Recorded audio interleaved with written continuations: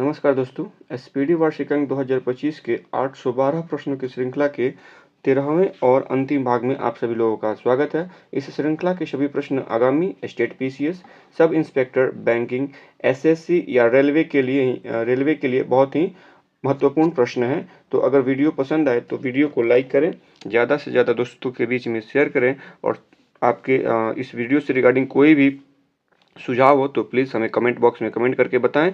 तो चलिए शुरू करते हैं। आज का पहला प्रश्न, एशियाई अंडर 22 और युवा मुक्केबाजी चैंपियनशिप में भारतीय मुक्केबाजों ने कुल कितने पदक जीते हैं? तो इस प्रश्न का सही आंसर हो जाएगा विकल्प सी, 43 पदक जीते हैं। अगला प्रश्न है, भारत घाना संयुक्त व्यापार समिति का चौथा सत्र कहाँ संपन्न हुआ? इस प्रश्न का सही आंसर हो जाएगा विकल्प सी, यह जो समिति का चौथा सत्र था यह अंकारा में संपन्न हुआ। विकल्प सी जो इस प्रश्न का सही आंसर है। अगला प्रश्न है, मई 2024 को चीन ने किस मिशन को चंद्रमा के सुदूर हिस्से से नमूने एकत्र करने और पृथ्वी पर लाने के लिए लॉन्च किया? इस प्रश्न का सही आंसर हो जाएगा विकल्प बी, चांग-ई 6 मिशन लॉन्च किया गया था चीन के द्वारा। तो विकल्प बी जो इस प्रश्न का सही आंसर है। अगला प्रश्न है, असम राज्य की वन्य जीव विज्ञानी डॉक्टर पूर्णिमा देवी बर्मन, इनका नाम है डॉक्टर पूर्णिमा देवी बर्मन, को किस पक्षी के संरक्षण के लिए व्हिटली गोल्ड अवार्ड से सम्मानित किया गया है? अवार्ड का नाम है व्हिटली गोल्ड अवार्ड से सम्मानित किया गया है।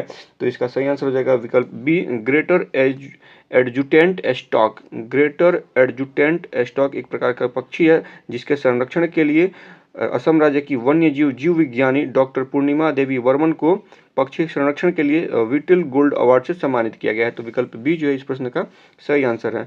अगला प्रश्न है कि हाल ही में शोधकर्ताओं ने दुनिया के सबसे गहरे ज्ञात ब्लू होल तामजा ब्लू होल की खोज किस स्थान पर की है? इसका सही आंसर हो जाएगा विकल्प बी, यह मैक्सिको में किया गया है। इसकी गहराई जो है वो ये मैरियाना ट्रेंच से भी ज़्यादा गहरा है। तो विकल्प बी जो इस प्रश्न का सही आंसर है। अगला प्रश्न है, छत्तीसगढ़ के किस पर्यावरणविद को प्रतिष्ठित गोल्डमैन इन्वायरमेंटल पुरस्कार से सम्मानित किया गया है? इसका सही आंसर हो जाएगा विकल्प सी, आलोक शुक्ला को गोल्डमैन इन्वायरमेंटल पुरस्कार से सम्मानित किया गया है। विकल्प सी जो इस प्रश्न का सही आंसर है। अगला प्रश्न है, तीसरी बार अंतरिक्ष में उड़ान भरने वाले भारतीय मूल के अंतरिक्ष यात्री का नाम क्या है? तो इनका नाम है सुनीता विलियम्स। विकल्प बी जो इस प्रश्न का सही आंसर है। अगला प्रश्न है, 21 मई 2024 को किस पूर्व भारतीय प्रधानमंत्री की पुण्यतिथि को आतंकवाद विरोधी दिवस के रूप में मनाया गया? तो यह राजीव गांधी जी के पुण्यतिथि को आतंकवाद विरोधी दिवस के रूप में 21 मई 2024 को मनाया गया। तो विकल्प सी जो इस प्रश्न का सही आंसर है। अगला प्रश्न है, विश्व आर्थिक मंच द्वारा प्रकाशित विश्व आर्थिक मंच के यात्रा एवं पर्यटन विकास सूचकांक में भारत का रैंक क्या था? तो भारत का रैंक इसमें 39वां है। विकल्प बी इस प्रश्न का सही आंसर है। अगला प्रश्न है, विश्व महिला एकल टेबल टेनिस रैंकिंग में शीर्ष 25 में जगह बनाने वाली पहली भारतीय महिला कौन बनी है? तो इसका सही आंसर हो जाएगा विकल्प सी, इसका सही आंसर हो जाएगा मनिका बत्रा बनी है। विकल्प सी जो है सही आंसर है। अगला प्रश्न देखते हैं, 2024 पेरिस ओलंपिक के लिए क्वालिफाई करने वाले पहले भारतीय पुरुष पहलवान कौन बने हैं? इसका सही आंसर हो जाएगा विकल्प बी, अमन सहरावत बने हैं। अगला प्रश्न देखते हैं, हाल ही में किस देश की कामी रीता शेरपा ने माउंट एवरेस्ट पर 30वीं बार चढ़ाई करके नया रिकॉर्ड बनाया है? तो यह नेपाल की रहने वाली हैं। विकल्प बी जो है इस प्रश्न का सही आंसर है। कामी रीता शेरपा जो है वो नेपाल की निवासी है। विकल्प बी इसका सही आंसर है। अगला प्रश्न है, 77वें कांस फिल्म फेस्टिवल किस एक्ट्रेस को guest of the honour Palme d'Or award से सम्मानित किया गया है? एक बार फिर से प्रश्न को सुन लीजिए। 77वें कांस फिल्म फेस्टिवल में किस एक्ट्रेस को guest of honour Palme d'Or award से सम्मानित किया गया है? तो इस प्रश्न का जो सही आंसर है विकल्प बी है, मेरिल स्ट्रिप को यह अवार्ड दिया गया है। विकल्प बी जो इस प्रश्न का सही आंसर है। अगला प्रश्न है, 14 मई 2024 को मझगांव डॉक शिपयार्ड लिमिटेड ने अपना कौन सा स्थापना दिवस मनाया है? तो ये 250वां स्थापना दिवस मनाया है। विकल्प बी जो है इस प्रश्न का सही आंसर है। अगला प्रश्न है, नागरिकता संशोधन कानून के तहत पहली बार कितने लोगों को भारतीय नागरिकता दी गई है? तो 14 लोगों को पहली बार भारतीय नागरिकता दी गई है। विकल्प बी इस प्रश्न का सही आंसर है। अगला प्रश्न है कि समागम आर्ट फेस्ट 2024, एक बार फिर से सुनिए, समागम आर्ट फेस्ट 2024 का आयोजन कहाँ किया गया है? तो यह आयोजन जो है नई दिल्ली में किया गया। विकल्प डी जो है इसका सही आंसर है। अगला प्रश्न है, संयुक्त राष्ट्र संघ यूएनओ की असेंबली में किसे अस्थायी सदस्य बनाने का प्रस्ताव पास हुआ? तो फिलिस्तीन को अस्थायी सदस्य बनाने का प्रस्ताव पास हुआ, विकल्प ए इसका सही आंसर है।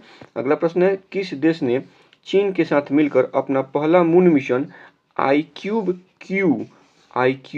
क्यू लॉन्च किया है? तो यह पाकिस्तान ने लॉन्च किया है चीन के साथ मिलकर, तो विकल्प सी जो है इस प्रश्न का सही आंसर है। अगला प्रश्न है, राष्ट्रपति द्रौपदी मुर्मू ने दिव्यांग social activist doctor KS. Rajanna को किस पुरस्कार से अलंकृत किया है? तो इस पुरस्कार का नाम है पद्मश्री, विकल्प ए जो इस प्रश्न का सही आंसर है। पद्मश्री को दिव्यांग social activist doctor KS. Rajanna को सम्मानित किया गया है और भी राष्ट्रपति द्रौपदी मुर्मू जी के द्वारा यह सम्मान दिया गया है, तो विकल्प ए जो है इस प्रश्न का सही आंसर है। अगले प्रश्न की तरफ बढ़ते हैं। भारत की लोक कला और जनजातीय परंपराओं को दर्शाने वाली प्रदर्शनी स्वदेश का आयोजन कहाँ किया गया? तो इसका आयोजन जो है दुबई में किया गया, विकल्प ए इस प्रश्न का सही आंसर है।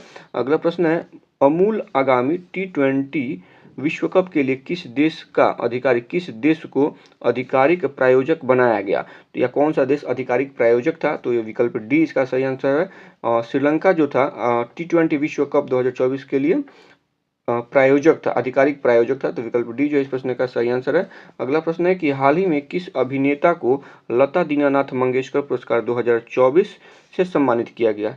किस अभिनेता को लता दीनानाथ मंगेशकर पुरस्कार 2024 से सम्मानित किया गया है? तो यह सम्मान जो है अमिताभ बच्चन जी को दिया गया है, विकल्प सी जो है इस प्रश्न का सही आंसर है।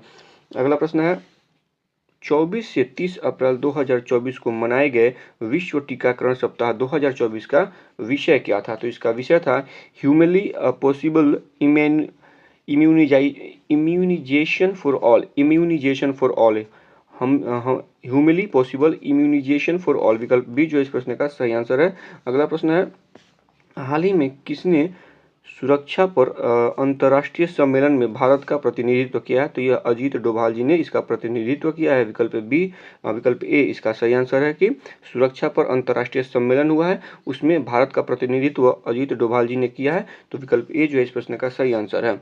अगला प्रश्न है, चर्चा में रहा रवांडा बिल किस देश में पारित किया गया है? तो रवांडा बिल ब्रिटेन में पारित किया गया है, विकल्प बी इसका सही आंसर है। रवांडा जान के दक्षिण अफ्रीका मत मार दीजिएगा, लो गलत हो जाएगा। तो रवांडा बिल जो है ये ब्रिटेन में पास किया गया है, विकल्प बी इसका सही आंसर है। अगला प्रश्न है कि हाल ही में सुप्रीम कोर्ट ने संविधान के किस अनुच्छेद के तहत 14 साल की नाबालिग के 30 सप्ताह के गर्भ को समाप्ति की अनुमति दी है? इसका सही आंसर हो जाएगा विकल्प बी, अनुच्छेद 142 के तहत यह अनुमति दी गई है। अगला प्रश्न है, लॉरियस स्पोर्ट्स अवार्ड 2024 में किस खिलाड़ी ने world sports women of the year का पुरस्कार जीता है? तो यह अवार्ड जो है यह एटाना बोनमती ने जीता है, विकल्प बी जो इस प्रश्न का सही आंसर है। अगला प्रश्न है, किस राज्य सरकार ने सभी अधिकारियों के लिए डिजिटल हस्ताक्षर अनिवार्य किया है? डिजिटल हस्ताक्षर अनिवार्य किया गया है जम्मू कश्मीर के तहत, विकल्प सी जो है इस प्रश्न का सही आंसर है। अगला प्रश्न है, आईसीसी पुरुष T20 वर्ल्ड कप 2024 के एम्बेसडर के रूप में किसे नियुक्त किया गया है? तो ये उसैन बोल्ट को नियुक्त किया गया था, विकल्प ए इस प्रश्न का सही आंसर हो जाएगा।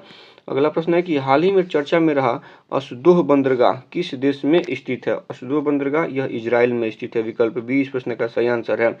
अगला प्रश्न है, विश्व मौसम विज्ञान संगठन द्वारा जारी रिपोर्ट के अनुसार वर्ष 2023 में विश्व की आपदा राजधानी के रूप में किसे घोषित किया गया है? तो एशिया को इसे घोषित किया गया है, विश्व की आपदा राजधानी के रूप में एशिया को घोषित किया गया है, विकल्प बी जो है इस प्रश्न का सही आंसर है।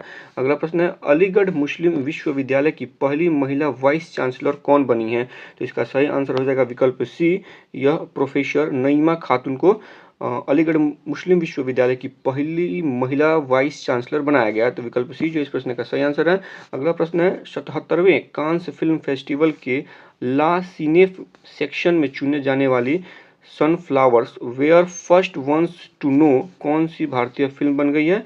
तो यह पहली भारतीय फिल्म बन गई है, तो विकल्प ए जो है इस प्रश्न का सही आंसर है। तो यह 812 प्रश्नों की जो श्रृंखला थी यहाँ पे खत्म होती है और यह एसपीडी वार्षिक अंक का अंतिम वीडियो है। इसके साथ ही यह सीरीज जो है समाप्त होती है यहाँ पे, लेकिन हमारा वीडियो का सिलसिला जारी रहेगा। हम फिर मिलेंगे किसी अगले वीडियो में किसी दूसरे पब्लिकेशन के करंट अफेयर के साथ। तब तक के लिए आप पढ़ते रहें, मस्त रहें, स्वस्थ रहें, अपने लक्ष्य की तरफ बढ़ते रहें। धन्यवाद।